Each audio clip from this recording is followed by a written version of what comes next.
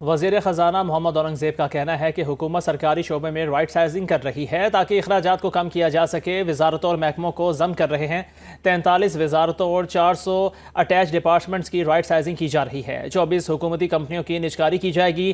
کئی محکموں کو ضم کر چکے ہیں۔ رائٹ سائزنگ سے معیشت میں مثبت اثرات آئیں گے۔ تحریک انصاف نے اقتصادی سروے کے اعداد و شمار کو مسترد کر دیا۔ اپوزیشن لیڈر عمر ایوب کی نیوز کانفرنس، کہا دنیا میں پیٹرول کی قیمتیں کم ہیں، پاکستان میں بڑھ رہی ہیں۔ بجلی کا سرکلر ریٹ 4500 تک جا پہنچا۔ 7000 میگا واٹ بجلی وافر ہے لیکن لوگ خریدنے کو تیار نہیں ہیں۔ جو گروتھ ریٹ دکھائی گئی وہ ایک غبارہ ہے۔ ادارہ شماریات کے رپورٹ کے مطابق زراعت میں تمام فصلوں کی گروتھ منفی رہی ہے۔ اشیاء خورنوش کی قیمتوں میں بھی اضافہ ہوا ہے، صرف گدوں کا ریٹ بڑھا ہے۔ آپ کی پیٹرول کی قیمت زیادہ کر دی ہے کیونکہ 31% زیادہ انہوں نے لگا دی ہے۔ پی ڈی ایل تیل کی قیمت کم ہو گئی دنیا میں، پر وہ پاس آن نہیں کرنا۔ 7000 میگا واٹ بجلی آج سرپلس ہے، وافر ہے، خریدنے کے لیے کوئی تیار نہیں ہے، لوگ شفٹ ہو گئے ہیں۔ بجلی کی یونٹ بہت زیادہ مہنگی ہو گئی۔ آپ کا سرکولر ڈیٹ گردشی قرضے کا بہاؤ جو تھا وہ تقریباً 0 پہ ہم لوگ لے آتے، بالکل کم کر دیا تھا۔ 4-5 ارب روپے فی مہینے سے بھی کم کر دیا، اور 2018 میں یہ تھا تقریباً 45 ارب روپے ماہانہ، اس کو ہم لوگ 4-5 ارب روپے پہ آئے تھے۔ آج پھر یہ 45 ارب روپے سے بھی 50 ارب روپے سے بھی زیادہ ماہانے پہ چلا گیا سرکولر ڈیٹ۔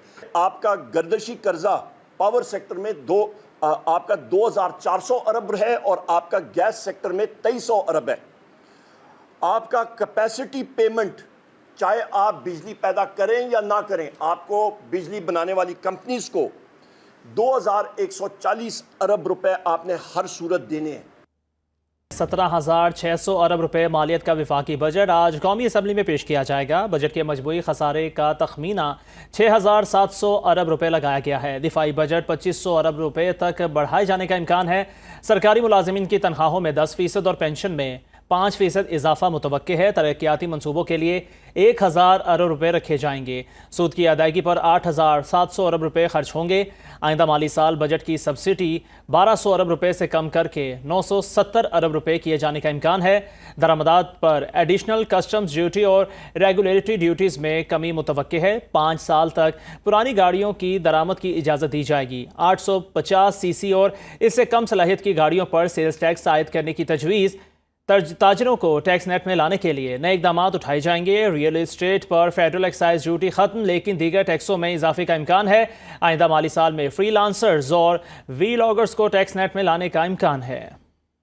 وزیر اعظم شہباز شریف نے وفاقی کابینہ کا خصوصی اجلاس آج سے پہر 4 بجے طلب کر لیا۔ وفاقی کابینہ آئندہ مالی سال کے لیے بجٹ تجاویز کی منظوری دے گی۔ وفاقی کابینہ سے فائنانس بل کی منظوری لے کر قومی اسمبلی میں پیش کیا جائے گا۔ سرکاری ملازمین کی تنخواہوں اور پینشن میں اضافے سے متعلق تجاویز کی حتمی منظوری وفاقی کابینہ دے گی۔ آپ کو آگاہ کر رہے ہیں، وزیر اعظم شہباز شریف نے وفاقی کابینہ کا خصوصی اجلاس آج سے پہر 4 بجے طلب کر لیا ہے۔ مہنگائی پر قابو پا لیا، درست سمت میں جا رہے ہیں۔ وزیر خزانہ نے رواں مالی سال کا اقتصادی سروے جاری کر دیا۔ محمد اورنگزیب نے بتایا کہ رواں مالی سال شرح نمو 2.7% رہی۔ بھارت کے منفی ہتھ کنڈوں کے باوجود عالمی مالیاتی ادارے پاکستان کے معاشی استحکام میں ساتھ کھڑے ہیں۔ معیشت کا حجم 372 ارب ڈالر سے بڑھ کر 411 ارب ڈالر ہو گیا۔